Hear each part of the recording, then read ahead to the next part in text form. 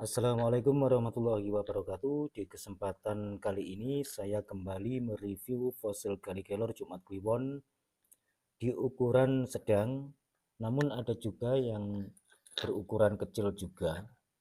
Ini termasuk yang dua ini ukuran kecil ya ini. Sedangkan yang satu ini ukuran sedang tapi sayangnya agak tipis. Bisa dipakai liontin untuk ukuran tipis.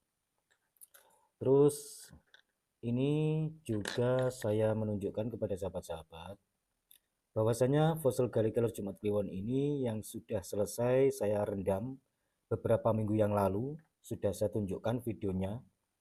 Khususnya buat sahabat-sahabat yang masih pemula, ini juga perlu diketahui bahwasanya fosil Gallikelor dari fosil Gallikelor apapun, maksudnya dari fosil Gallikelornya siapapun, tidak tertuju pada fosil Gallikelor tertentu atau fosil Gallikelor Jumat Kliwon yang saya pegang kali ini.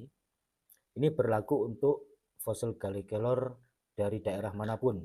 Maksudnya begitu intinya.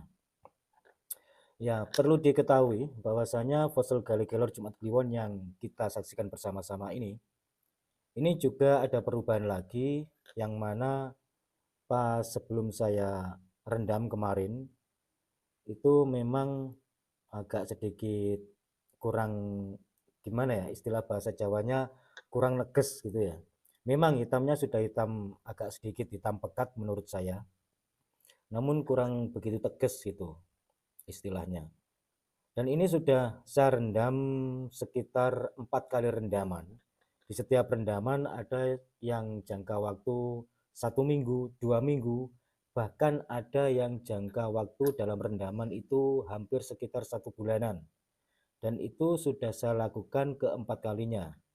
Yang terakhir yang kemarin, yang kita saksikan bersama-sama pada saat saya menyudahi atau mengambil dari rendamannya, bahwasanya fosil Gallikelor itu memang perubahannya bisa agak sedikit cepat jika kita melakukan perendaman, yaitu dengan cara merendam secara alami dengan menggunakan air sumber biasa, air sumur atau air pet gitu.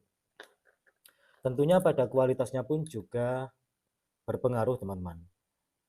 Tapi kalau pada saat pas masih dalam rendaman, katakanlah direndam selama 3 hari, 5 hari atau bahkan 1 minggu, itu biasanya energinya akan sedikit melemah. Memang akan sedikit melemah. Tapi setelah diambil dari rendaman, itu juga masih melemah. Biasanya melemahnya dalam waktu sekitar setengah hari atau 1 hari akan pulih kembali.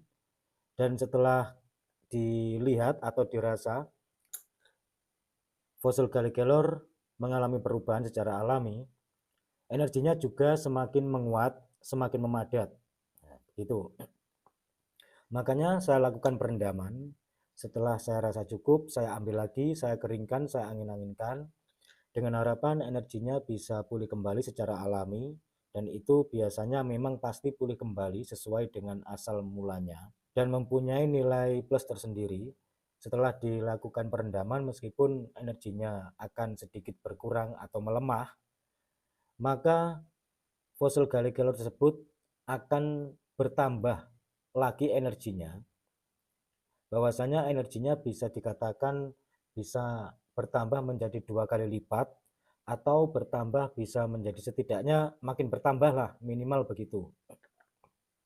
Dan itu juga termasuk berlaku pada fosil Gallikelor dari daerah manapun. Nah, begitu. Entah itu yang sudah mengkristal ataupun yang belum. Tapi kalau yang belum mengkristal, oh maaf, yang belum 100% membatu, maksudnya begitu. Yang belum 100% membatu, sebaiknya tidak usah dilakukan perendaman teman-teman ya. Karena itu akan mempengaruhi, pengaruhnya cukup banyak sekali pada fosil Gallikelor yang sahabat-sahabat miliki. Maksudnya yang belum 100% membatu, itu yang memang sudah memfosil, tapi karakter kayunya, maksudnya sifat kayunya, dalam bentuk kayunya, unsur kayunya, itu masih setengah ada. Nah ini kadang kita tidak mengetahui, khususnya buat sahabat-sahabat yang masih pemula. Kalau yang saya pegang dari fosil gali kelor Jumat Kliwon ini kan sudah 100% membatu, sudah keseluruhan membatu. Jadi ada yang fosil itu dari jenis fosil kayu apapun, termasuk dari fosil gali kelor sesuai dengan tema kali ini, itu memang ada kalanya fosil itu yang masih belum 100% membatu atau masih setengah membatu. Bisa dikatakan ada yang menyebutkan bahwasanya itu adalah yang masih semi begitu. Yang masih semi sehingga belum 100% membatu, itu sebaiknya jangan sampai dilakukan perendaman. Karena itu agak sedikit bisa beresiko merusak pada bagian-bagian bahannya yang belum 100% membatu. Karena kalau belum 100% membatu, terkena air dalam jangka waktu tertentu, itu biasanya agak sedikit mengeropos. Kecuali kalau kayu, masih 100% kayu, itu tidak masalah. Tapi kalau kayu menurut saya tidak perlu direndam, teman-teman. Begitu. Dan yang paling bagus dilakukan perendaman itu adalah yang sudah memang benar-benar 100% membatu. Gitu. Jadi unsur kayunya ini sudah tidak ada dan sudah keseluruhan menjadi batu atau memfosil gitu.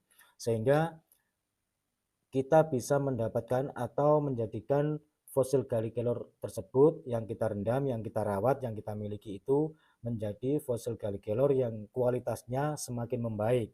Sehingga jika dipakai mata cincin atau mata liontin bisa menjadi semakin mengkilat, semakin pekat, semakin bagus, otomatis energinya pun juga semakin memadat.